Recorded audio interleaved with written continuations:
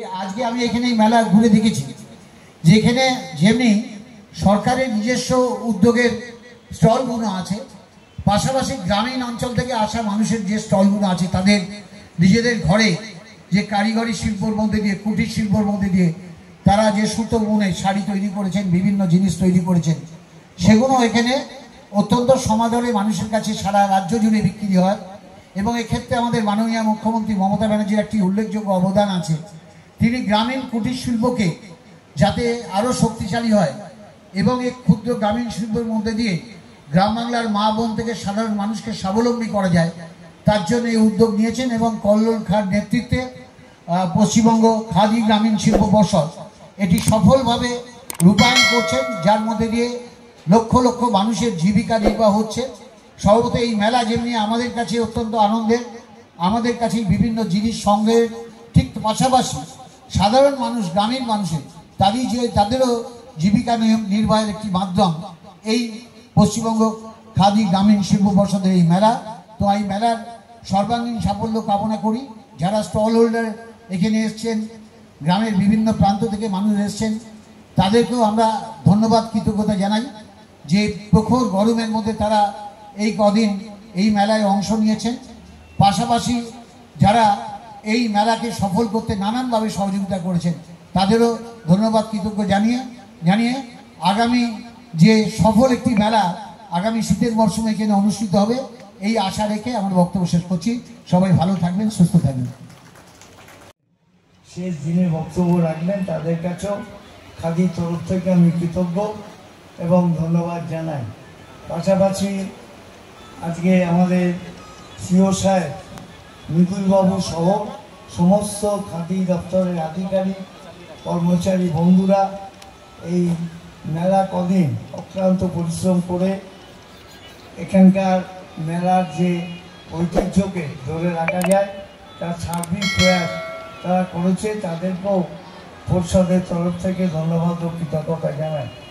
নতুন করে বলবার কিছু নেই, তার কারণ পশ্চিমবঙ্গ খাদি ও গ্রামীণ শিল্প পরিষদে আমাকে আমাদের বাংলার উন্নয়নের কাণ্ডারি তৃতীয়বারের মুখ্যমন্ত্রী শ্রীমতী মমতা বন্দ্যোপাধ্যায় দায়িত্ব দেওয়ার পরে বিগত দিনে খাদি মেলা সম্পর্কে এবং ক্ষুদ্র কুটির শিল্প সম্পর্কে মানুষের সেই সচেতনতা আমরা দেখতে পাইনি।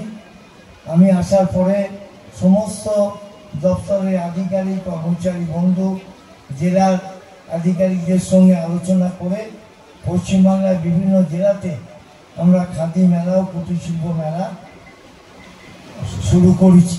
এবং আজকে এই টালা পার্কে, বৃহত্তর পার্কে তার শেষ দিন, সেই শেষ দিনে মানুষের যেভাবে সহযোগিতার হাত বাড়িয়ে প্রায় 1.5 কোটি টাকার কাছে এখানে কেনাবেচা করেছে, আমরা সেই সব ক্রেতাদেরকে খাদি পরিষদের তরফ থেকে কৃতজ্ঞতা ধন্যবাদ জানাই। পাশাপাশি বিভিন্ন জেলার থেকে যেসব শিল্পীদের নৈপুণ্যতা নিয়ে এইসব স্টলের মালিকরা হাজির হয়েছেন তাদেরকেও আমরা ধন্যবাদ ও কৃতজ্ঞতা জানাই।